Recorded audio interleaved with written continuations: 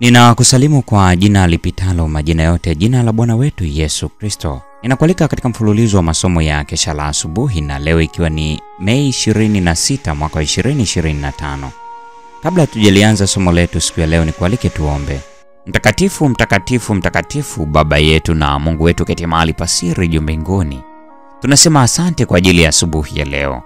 Tunalitukuza jina lako kwa namna ambavyo umetujali, kwa namna ambavyo umetupatia nafasi ya pekee, kwa namna ambavyo umetulinda na kututunza. Utunzaji na uhifadhi wako hakika ni kwa namna ya pekee sana.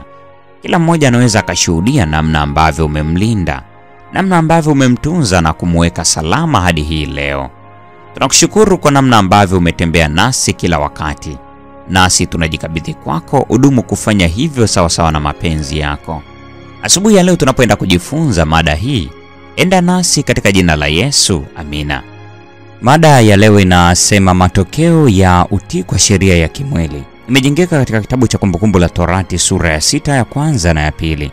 Neno la Mungu linasema, na hii ndiyo sheria na amri na hukumu alizoziamuru Bwana Mungu wenu mfundishwe, mpate kuzitenda katika nchi ile mnayoivukia kuimiliki, upate kumcha Bwana Mungu wako, kushika amri zake zote na sheria zake ninazokuamuru siku zote za maisha yako, tena siku zako ziongezwe. Katika andiko hili tunafundishwa kwamba utii kwa matakwa ya Mungu humleta yeye atiie chini ya sheria zinazotawala asili ya mwili. Wale wanaotaka kujitunza katika afya lazima watiishe uchu wa chakula na shauku zote. Hawapaswi kujiingiza katika tamaa mbaya na uchu wa chakula pasipokuwa na kiasi, kwa maana wanapaswa kubaki chini ya udhibiti wa Mungu, na nguvu zao za kimwili, kiakili na za maadili zinapaswa kutumiwa kwa busara sana, ili kwamba utaratibu wa mwili ubaki katika utaratibu mzuri wa kufanya kazi. Afya, uzima na raha ni matokeo ya utii kwa sheria zinazoongoza miili yetu. Ikiwa mapenzi na njia zetu zinapatana na mapenzi na njia ya Mungu, ikiwa tunafanya mapenzi ya Muumba wetu, ataweka mfumo wa mwanadamu katika hali nzuri na kurejesha nguvu za kimaadili, kiakili na za kimwili, ili kwamba aweze kufanya kazi kupitia kwetu kwa utukufu wake. Daima uweza wake wa kurejesha unadhihirika katika miili yetu. Ikiwa tutashirikiana naye katika kazi hii, afya na furaha, amani na ufanisi ni matokeo ya hakika. The SDA Bible Commentary, Ellen G. White Comments, gombo la kwanza, ukurasa wa 1118. Bwana akatuamuru kuzifanya amri hizi zote, tumche Bwana Mungu wetu, tuone mema siku zote, ili atuhifadhi hai kama hivi leo. Tena itakuwa haki kwetu tukitunza kufanya maagizo haya yote mbele ya Bwana Mungu wetu kama alivyotuagiza. Hofu iliyosemwa hapa siyo hofu ya kitumwa, bali hofu ya Mungu, yaani kumcha Mungu. Mungu alitoa sheria hizi kwa wana wa Israeli ili kuwahifadhi katika hali ya furaha na afya.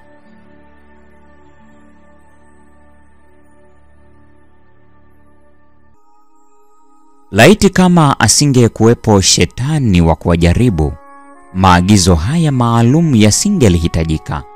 Lakini watu wasipokuwa na kitu cha kuwaongoza, bila shaka wangepotoshwa na hadaa za adui wa haki yote. Usalama wao pekee ulipatikana katika kulisikiliza neno la Bwana kwa bidii yote. Wazazi wanaotamani kuwafunza watoto wao ipasavyo wanapaswa kuyatii maagizo yanayotolewa katika maandiko haya na kutowaruhusu watoto wao kufanya lolote la kupuuzia amri za Mungu zilizotolewa waziwazi. Hebu baba na mama wafundishe watoto wao kanuni hizi kwa uaminifu na kukaza juu ya akili zao changa ukweli kwamba katika kutii kuna uzima, afya na furaha. Kusudi kuu tunalopaswa kuzingatia siku zote tunapopata ujuzi wa sheria za Mungu ni kwamba tunapaswa kuyafahamu mapenzi yake ili tuweze kumtii yeye. Manuskripti ukurasa wa 151 mwaka 1901. Na kwa nukta hiyo, mpendwa wa mfuatiliaji wa mfululizo wa masomo haya ya Kesha la Asubuhi, leo tunakuwa tumefikia tamati ya tafakari ya somo hili siku ya leo. Neema ya Bwana wetu Yesu Kristo, pendo la Mungu na ushirika wa Roho Mtakatifu dumu kuwa nasi sasa na hata milele. Amina.